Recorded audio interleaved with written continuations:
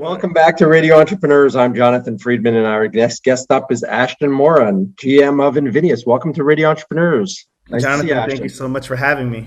So tell our listeners a little about Invenias, what it is that you do. Yeah, so Invenias is a product within the Bullhorn portfolio of products. For those who don't know what Bullhorn is, it is the number one software provider for staffing and recruitment agencies around the world.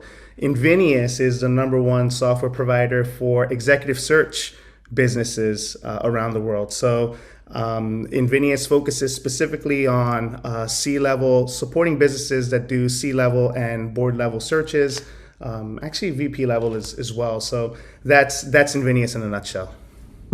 Now, that the software specifically services your software specifically services the software industry, or is it executive search across the board? So the service that we provide is it's software that supports the executive search consultants. So our solution is it's a CRM, project management system, make your day and your life easier platform for anybody in the executive search space. Excellent. So obviously, you guys have been busy, I would imagine, as the economy has been tearing and labor is tight. You guys see a surge in terms of a new client scrambling to say, we need help. You know, we can't process people quickly enough. We can't find people quickly enough. Imagine your software helps them do all of that. Yeah, I mean it's funny. There were a couple of months back when the pandemic kicked off, and I think the world was just waiting to see what was next, right? So everyone was quiet on the Western Front, and then all of a sudden, you know, there was some momentum that started happening when folks realized, okay, we can't wait for this thing to fully play out. We just got to go with it.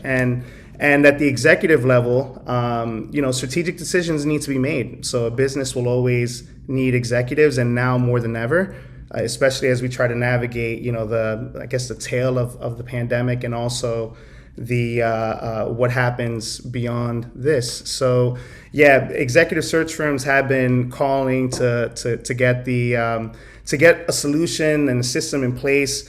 You know, historically speaking, when we think about the executive search market, it really hasn't been a place that has been, I'd say, has adopted technology as quickly as other segments and other markets have.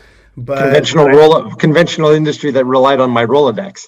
Well, that's exactly the case. You know, Rolodex relied on some memory as well, black books, and now that mentality shifted. And I think a big reason for that is, you know, there was less office environment to rely on, you know, shoulders to tap on, to ask, to look for something up in the system, for example. So the adoption of technology has grown in the last 18 months, which is quite exciting, because then it gives others in the executive search technology space, you know, obviously including ourselves in that, the ammunition to continue to build and to innovate and to say, okay, we're going to start adopting those really exciting things that happen to be in outside markets, and start to bring them into executive search. And you know, we've got the great fortune of being part of the Bullhorn family, which means that, you know, we're always seeing what's next on the horizon due to industry trends, and are doing something about that with how we're thinking about our roadmap and our vision for product innovation. So give our listeners a sense, and in particular, if they're in the executive search world, what is the platform geared towards? Is it geared towards that a solo practitioner? Is it geared more towards somebody that has a suite of search officers? How does it work, and what's the sort of the target, if you will? Yeah, of course. Thanks for that question, Jonathan. So, you know, the executive search space is, they're mostly made up of boutiques, right? So somewhere between 6 to 20 people in size. That's generally the customer that we serve. But we have a heap of, you know, single solo practitioners in our portfolio as well that we absolutely love, and they provide feedback, and we just have some great engagement with those customers. So we're generally in terms of sales world, we're looking at at the SMB, the small, medium-sized businesses and field-sized organizations, which is, I'd say under 200 users or so. That's the lion's share of the business. We do have a few that are above and beyond that we consider more enterprise accounts. But if you look at the search market in general, you probably have maybe 20, 25 of those out in the world. So where we mostly play is that SMB and field size space. And the deployment of the software, it's a SaaS model, monthly sort of low barrier for clients to get on board, I would imagine, and the ramp up time is pretty quick. We try for it to be that way. I think the executive search space is so reliant on the intelligence that's been captured on the talent that's out there. So the requirement to make sure that information goes from whatever systems are being utilized today. It could be something as simple as Excel, right? Or even Outlook emails, transferring that information and giving it some structure to be able to really leverage it off the powerful tools that Invenias offers customers. That a customer can say, look, I want to keep that information there. I want to just start from scratch and start to build out the Invenias platform and do it in a really thoughtful fashion. And they can get up and running like that because it is a SaaS model business, as you mentioned. But for the most part, because customers try to be thoughtful about how that information comes across into Invenias, it could take a little while longer. So it could be a couple of weeks, it could be a couple of months, but nonetheless, at the end of the day, Jonathan, what's worth noting is that customers are super happy. They have their information in a single place, a system of record, and are able to do something with the intelligence that they've captured throughout the years.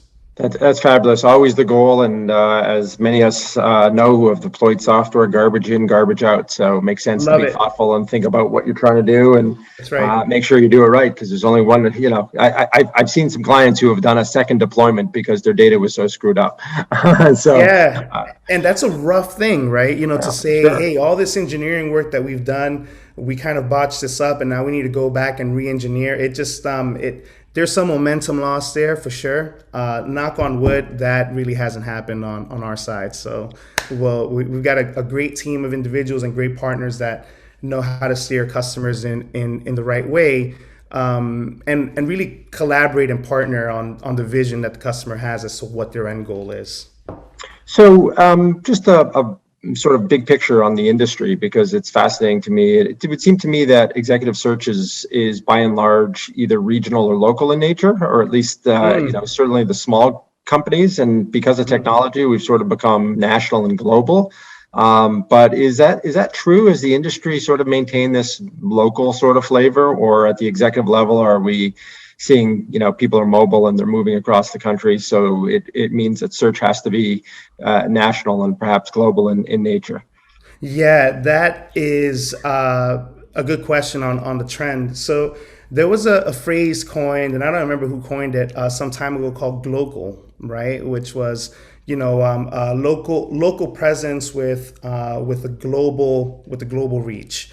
So there's there are a couple of search businesses that, because of the size of the business, they heavily rely on referrals. Really, they've done great work. Customers locally will reach out to them, but there are a lot of search firms that say, we need to expand out of this local scenario or regional scenario, and we want to go national. We want to go international. So we do see that there are a number of firms that are associated with network groups, right? So there are a couple out there. There's AMROP, there's Boyden, to an extent, a few others as well that have decided to almost act as small independent local offices that are attached to and share the branding with, and share the same processes, policies, and so on with the entire global network of small offices. So this somewhat similar to the real estate industry, somewhere along those lines, where you would see a national player that has local offices. Yep, exactly the case, and that gives a certain power to that business to say, we're working here in New York City, but you've got this search happening in Frankfurt. and we've got partners over there that do fantastic work, right? And so that kind of global presence, I feel, is required more so than ever. Do executives relocate all the time, right? Like that's the nature of it. You find the right executive, cross borders or wherever, and you want them in your business, you're gonna look to make that happen. And the executive search consultant is the facilitator of that kind of engagement. But so to answer your question in a long-winded way, global has been the way to go for a lot of search firms, and it's been a successful model. Excellent. Ashton Moran, GM of Invenias, been our guest on Radio Entrepreneurs. If people want to get in touch with you, find out more about your offerings, about your software, about your industry, because you're a knowledgeable guy, what's the best way for them to reach out to you? Yeah, so feel free to reach out to me at ashton.moran@gmail.com. I'm also available on LinkedIn, so feel free to send me an invite request and just let me know you listen to this podcast, and I'd be happy to connect. Ashton Moran, GM of Invenias, it's been a pleasure having you on Radio Entrepreneurs, and we'll be right back with another segment on Radio Entrepreneurs.